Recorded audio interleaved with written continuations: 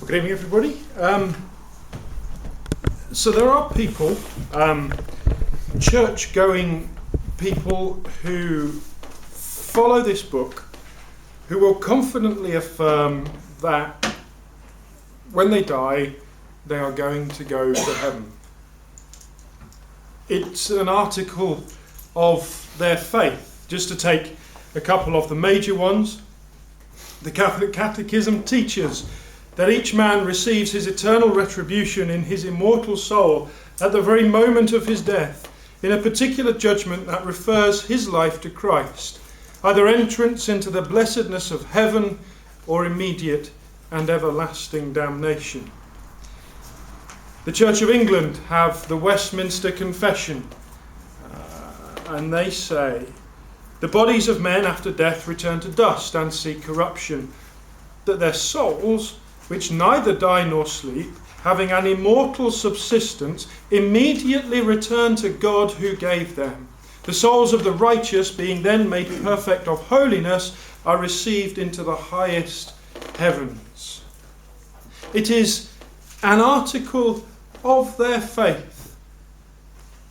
They believe that they will go to heaven when they die, if they haven't spent their life going to church now. They believe that there is an immortal soul which will continue after the death of their body, and that it will ascend to heaven upon the death of that body. But what does the Bible actually say? What does the Bible tell us about our immortal souls?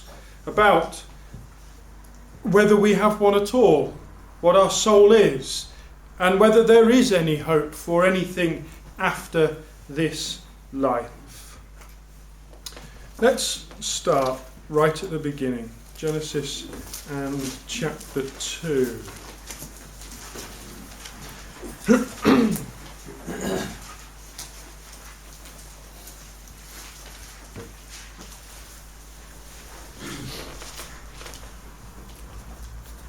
Genesis chapter 2 and verse 7 tells us that the Lord God formed man of the dust of the ground and breathed into his nostrils the breath of life, and man became a living soul. So at the very beginning, the formation of man, we are told that this clay form which God had made, having breathed into his nostrils, became a living soul. There's no separation between the two things. There's no soul that was imparted into a body. There is the body that becomes the living soul when God breathes life into it.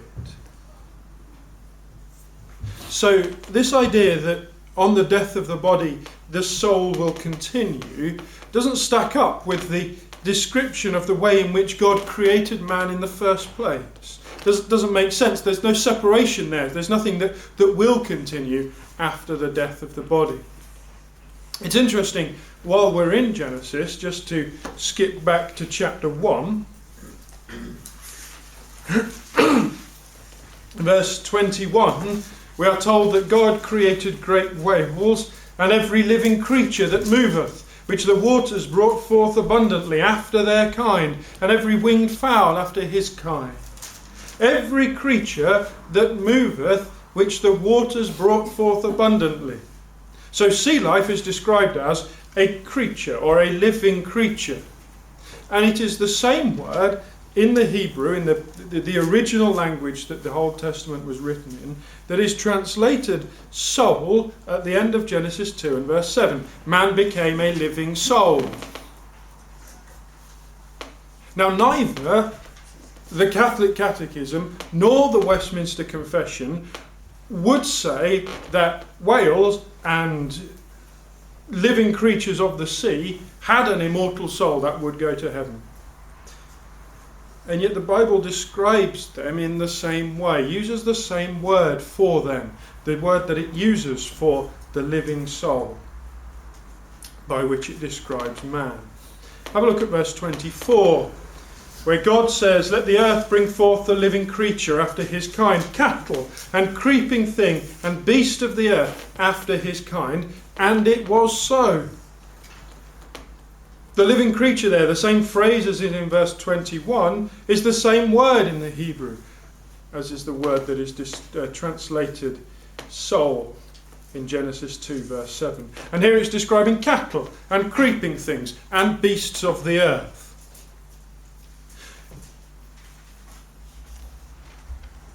So the man who becomes a living soul in this respect is no different from these animals who are also living souls, who have been created by God to have life and are therefore living souls. And there are other examples in Genesis 1 that we could look at in Genesis 2, but we're not going to. The point has been made for us. There is no separation between our body and our soul, based on how God describes the way he created man in the beginning. The first man, Adam, was created, and he became a living soul. We are living souls.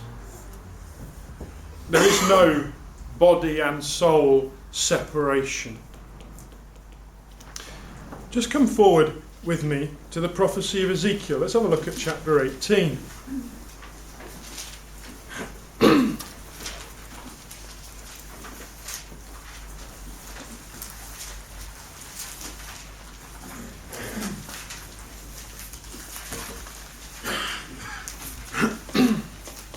Ezekiel chapter 18 and verse 1 says, "The word of the Lord came to me again, saying, What mean ye that ye use this proverb concerning the land of Israel, saying, The fathers have eaten sour grapes, and the children's teeth are set on edge." And it was a complaint by the children of Israel. They were complaining about the fact that as they saw it, the fathers were sinning, but it was the children who were being punished for it.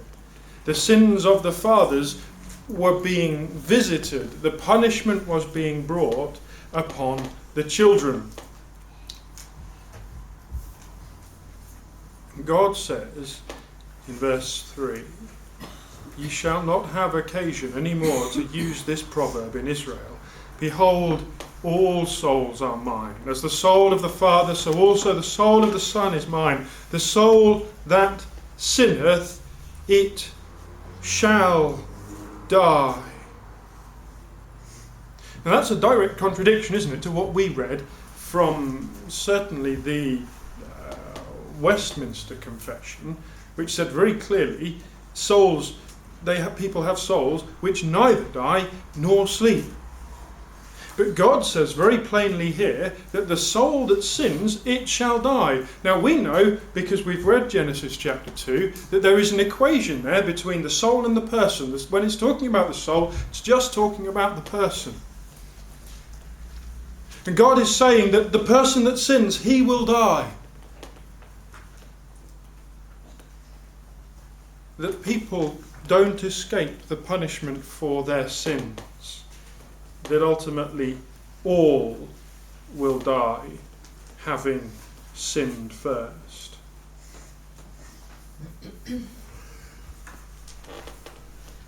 But that's not what we read. And so the Bible directly contradicts this idea of an immortal soul. If we just come back to Psalm 6 for a final point in this connection. We read the beginning of Psalm 6, the psalm of a man who is deeply in trouble, who is crying out to God to save him. He says in verse 2, "Have mercy upon me, O Lord, for I am weak. O Lord, heal me, for my bones are vexed. My soul is also sore vexed. But thou, O Lord, how long? Return, O Lord, deliver my soul. Save me for thy mercy's sake." He is praying for help from God. because he wants to remain alive. Because he knows, in verse 5, in death there is no remembrance of thee. In the grave who shall give thee thanks? At the point of his death, there will be no more worship of God. There will be no more praise of God. There will be no more remembrance of God. Because at the point at which he dies, there will be no consciousness. There is no immortal soul which will carry on, which will waft up to heaven to be with God. In death, there is no remembrance of God, says this psalmist, and so he is pleading that God might save his life, that he might have further occasion to worship God. We could look at further passages, but I think these have shown very clearly there is no immortal soul. There is no heaven going when we die. There is nothing that continues of us after our death. So what then is there? Is this life it? And then we die, and that's the end. If there's no going to heaven, what can we look forward to? We're going to spend some time now looking at that to see the picture that the Bible gives of what is going to come in the future and what the hope is for people who read the Bible and understand what it says. I'm going to start in Isaiah and chapter 51, if you'll come there, please.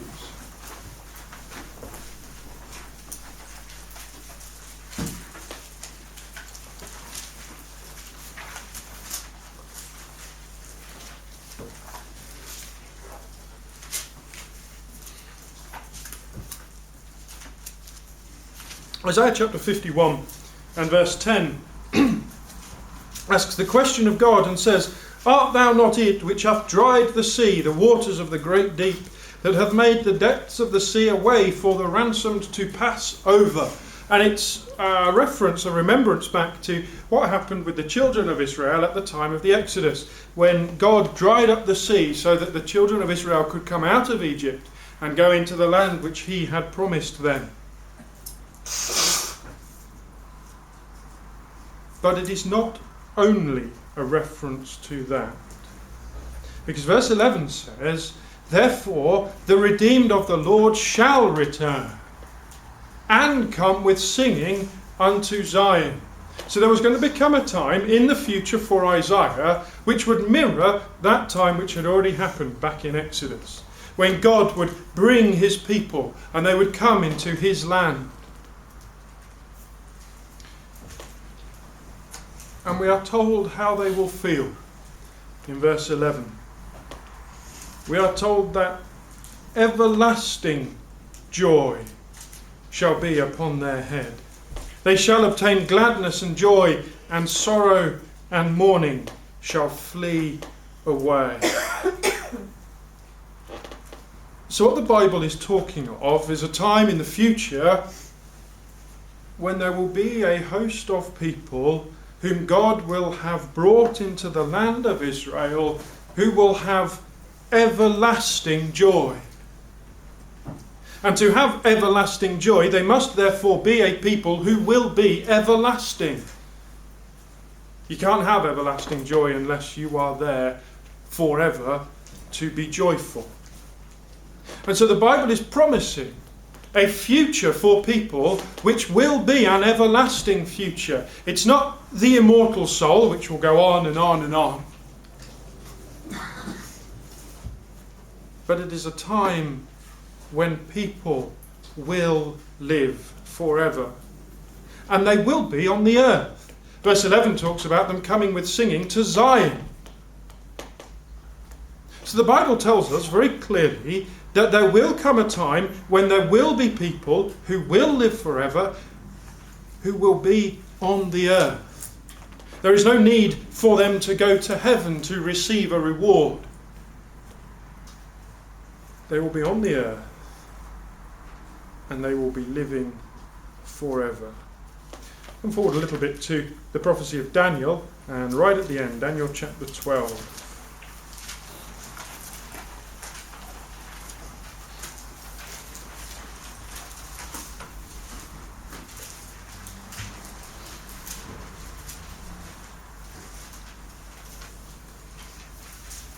Daniel chapter 12 follows on from a prophecy in Daniel chapter 11, which is speaking towards the end of that chapter of things which will happen in our future.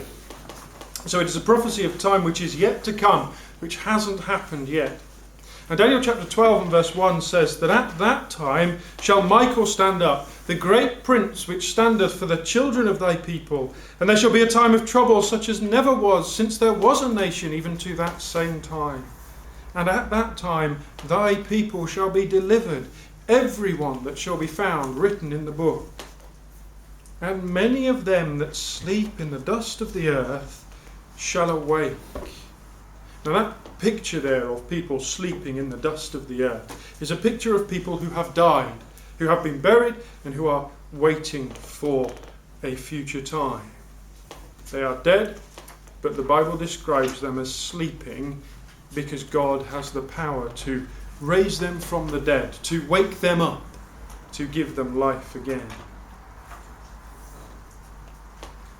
And it tells us that some shall awake to everlasting life, and some to shame and everlasting contempt.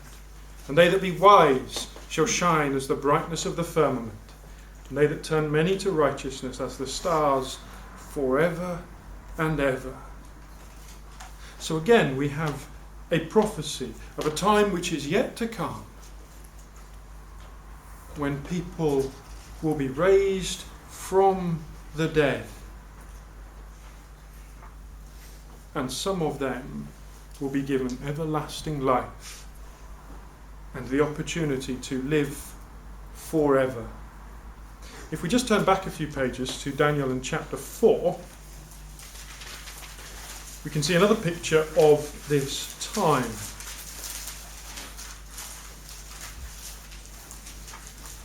Daniel chapter 4 and verse 1 introduces us to Nebuchadnezzar, the king, and he is writing a letter, giving a speech to all people, nations and languages that dwell in all the earth. Peace be multiplied unto you. I thought it good, he says in verse 2, to show the signs and wonders that the high God hath wrought toward me. How great are his signs and how mighty are his wonders. And the rest of the chapter goes on to show how Nebuchadnezzar was brought to recognize the power of God in contrast with his own power, and brought to understand the future as it was for him and for the world. But this is how he describes it in verse 3. How great are his signs, and how mighty are his wonders. His kingdom is an everlasting kingdom, and his dominion is from generation to generation. So we've seen that Daniel chapter 12 talks about a people who will live forever, who will be given everlasting life. Daniel chapter 4 says that God is preparing a kingdom which will be an everlasting kingdom. And it will be populated by these people who Daniel 12 says will live forever. Now this so far has been pretty Old Testament based. Let's come forward to the New Testament. Let's have a look at the words of Christ. John and chapter 6, please.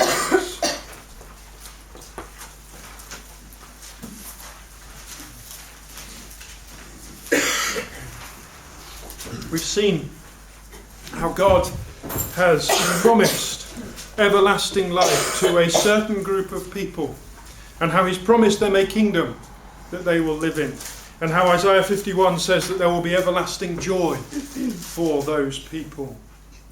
John chapter 6 and verse 40, Jesus says, "This is the will of him that sent me, that every one which seeth the Son and believeth on him may have everlasting life."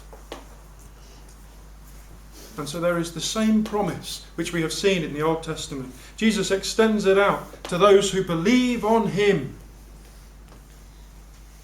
and says, "I will raise him up at the last day." So we read in Daniel 12 of them being raised from the dead. Christ says it's going to be him who is given the power from God to do that, to raise up these people. And we see the same thing in verse 47. The same criteria for these people. Verse 47 of John chapter 6, "Verily, verily, I say unto you, he that believeth on me hath everlasting life." So Jesus holds out that same promise, that there is a group of people who have been offered the hope of everlasting life.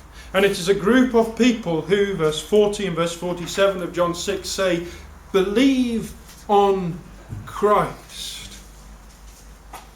It's a group of people who have been offered a kingdom. Daniel chapter 4 said,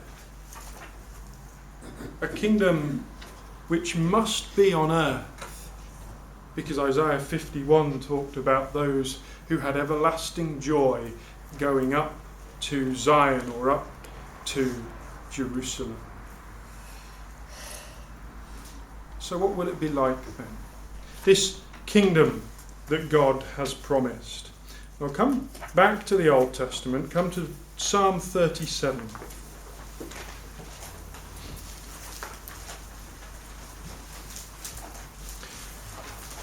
We've seen already that it's only a particular group of people who are offered everlasting life. Those who believe on Christ. Psalm 37 and verse 9 tells us, for evildoers shall be cut off, but those that wait upon the Lord, they shall inherit the earth. For yet a little while, and the wicked shall not be. Yea, thou shalt diligently consider his place, and it shall not be. But the meek shall inherit the earth, and delight themselves in the abundance of peace. Now we can look around the world today and see that that hasn't happened. There are still evildoers. It doesn't take us long, if we're watching or listening to the news, to hear of people that we would describe like this.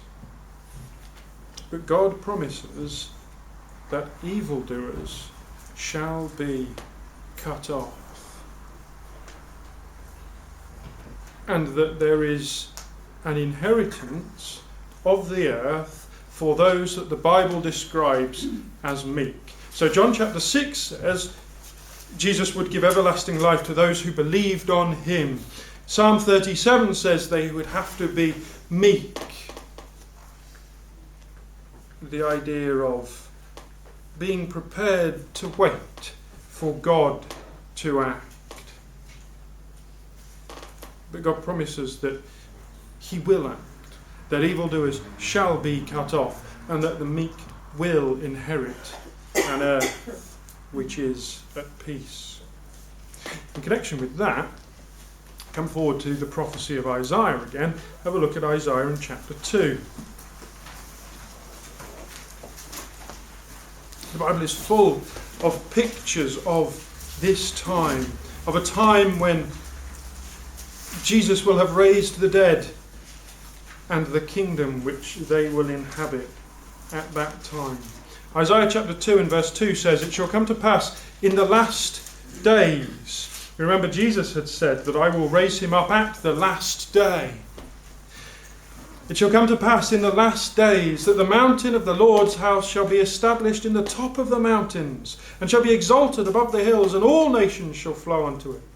And many people shall go and say, come ye, Let us go up to the mountain of the Lord, to the house of the God of Jacob, and he will teach us of his ways, and we will walk in his paths. For out of Zion shall go forth the law, and the word of the Lord from Jerusalem. And he shall judge among the nations, and shall rebuke many people, and they shall beat their swords into plowshares, and their spears into pruning hooks. Nation shall not lift up sword against nation, neither shall they learn war any more. Psalm 37 talks about an earth at peace. Isaiah 2 gives us that same picture of an earth where there will be peace. There won't be any weapons for war because there won't be any need for them.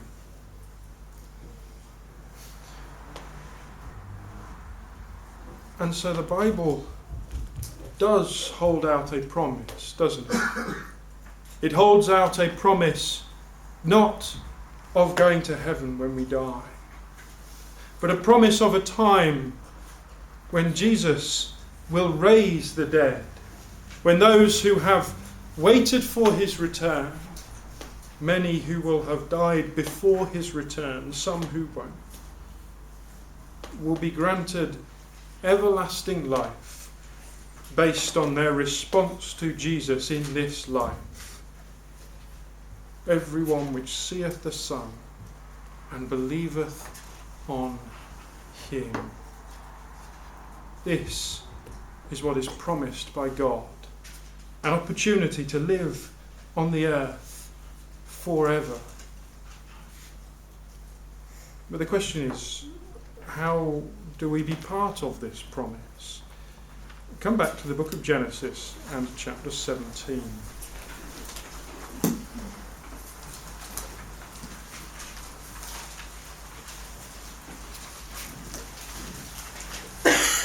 Because God made a promise to a man called Abraham. And in Genesis chapter 17 and verse 6, we read one of the sort of set of promises that God made to this man. And he says in verse 6, I will make thee exceeding fruitful, and I will make nations of thee, and kings shall come out of thee. I will establish my covenant between me and thee, and thy seed after thee in their generations, for an everlasting covenant. So here's the same idea. Abraham is being promised that he can have an everlasting life and be part of an everlasting covenant. God says in verse 7, to be a God unto thee and to thy seed after thee, and I will give unto thee and to thy seed after thee the land wherein thou art a stranger, all the land of Canaan, for an everlasting possession, and I will be their God. And so God promises Abraham a certain portion of land to be his forever, which again requires that Abraham would live forever, would have been given everlasting life. Now we know that Abraham is dead, but God has promised that he will be raised from the dead and that he will be given a new life. But God says in verse 9 to Abraham, thou shalt keep my covenant therefore, thou and thy seed after thee in their generations. This is my covenant which ye shall keep between me and you and thy seed after thee. Every man-child among you shall be circumcised. This was the token of the covenant. To be part of this covenant, this is what had to happen. To enter into the family of God, to become an inheritor of the promises, you had to be circumcised. And verse 14 goes on to talk about what would happen if you weren't. But that's not the case anymore. Because circumcision, God has given a replacement for circumcision. Just come to the letter to the Colossians and chapter 2. Abraham was made this promise that he could have everlasting life if he kept the covenant of God. It was conditional. Abraham couldn't just have it. But as long as he kept to that covenant, then he would have part of that promise and live forever. We are given the same offer. Colossians chapter 2 and verse 10 says, "Ye are complete in him which is the head of all principality and power, in whom also ye are circumcised with the circumcision made without hands, in putting off the body of the sins of the flesh in the circumcision of Christ." What is that circumcision? Verse 12 says, "Buried with him in baptism, wherein also ye are risen with him through the faith of the operation of God, who hath raised him from the dead."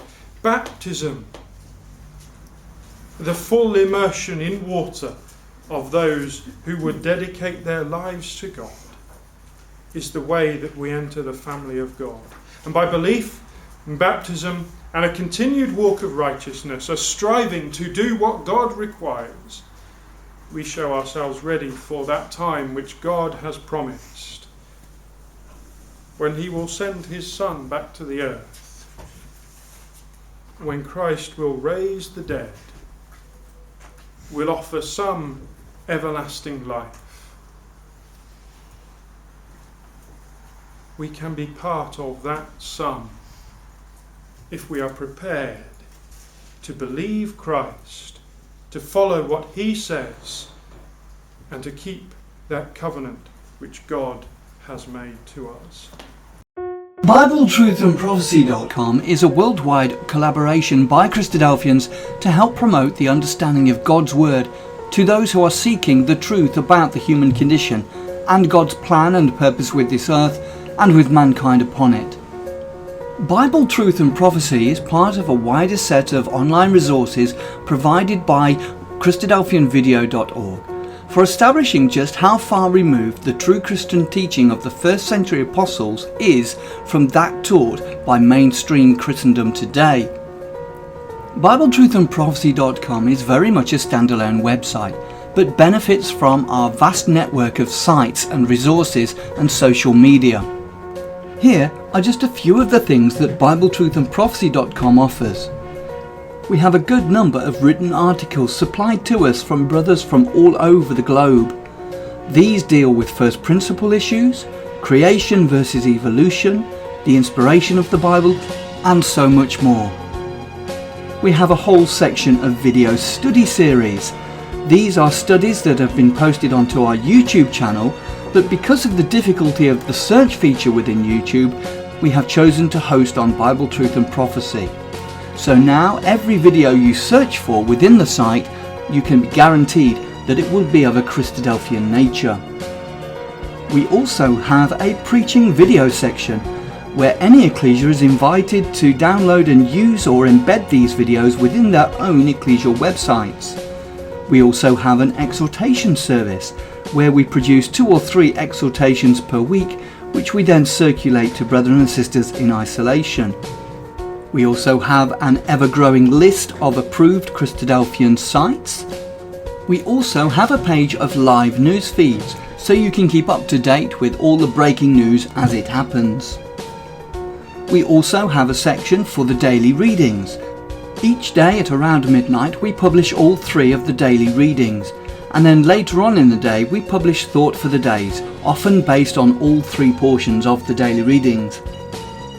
Within each daily reading post there is also a link to enable you to have the Bible chapter read to you directly. We also feature Bible in the News videos which we have produced from the Bible in the News website. We also feature Brother Don Pierce's Milestones snippets, which come out approximately 3 times a week. We also feature Andy Walton's weekly World Watch and other commentaries and analysis from other brethren on world news events. You can also subscribe to the blog and be notified of posts as they happen in real time, and also subscribe to the weekly newsletter which is provided by Christadelphianvideo.org. Every page and post on the site has the facility to be able to leave a comment or make an observation, so please take advantage of this and let us know what you think of the site.